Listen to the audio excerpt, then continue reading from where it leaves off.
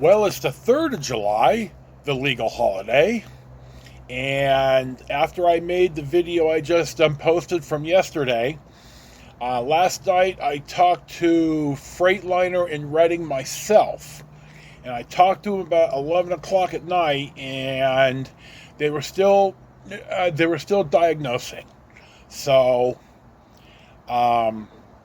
Dwayne from Anderson Transmission called me this morning, 8:45, God love him, on the holiday, to tell me that they in fact do have somebody working today.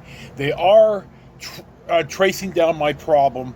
It appears that it's a intermittent alternator failure, and it is now starting to fail. This makes entire sense.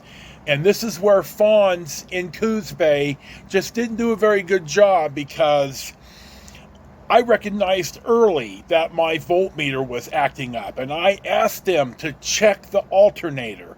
And I bet all the sons of bitches did was put a meter on it for 10 seconds, saw it's running good, and just said, hey, it's the gauge. Well, it wasn't the gauge. It's the alternator, like I suspected off the get-go, and the sons of bitches at Fonz just didn't do a good job. So it just is so much indicative of how horrible my Coos Bay experience was. For as much as I liked living there, boy, we just got treated shitty. Anyway, what the deal is that with the alternator starting to intermittently fail, it sent all the trouble signals from the transmission control module. And Dwayne said unless you have 12.2 volts into the transmission control module, eventually it's going to go into limp mode, which means it's not going to go in the 5th gear, so you don't run the shit out of it, and you get it to a mechanic.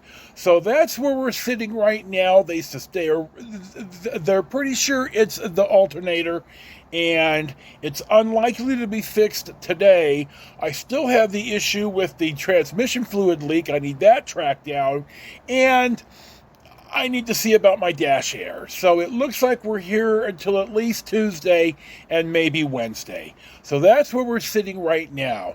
You know, I called the alternator out, and the goddamn guys at Fonz they did such a shitty job for us. I'm so goddamn disappointed.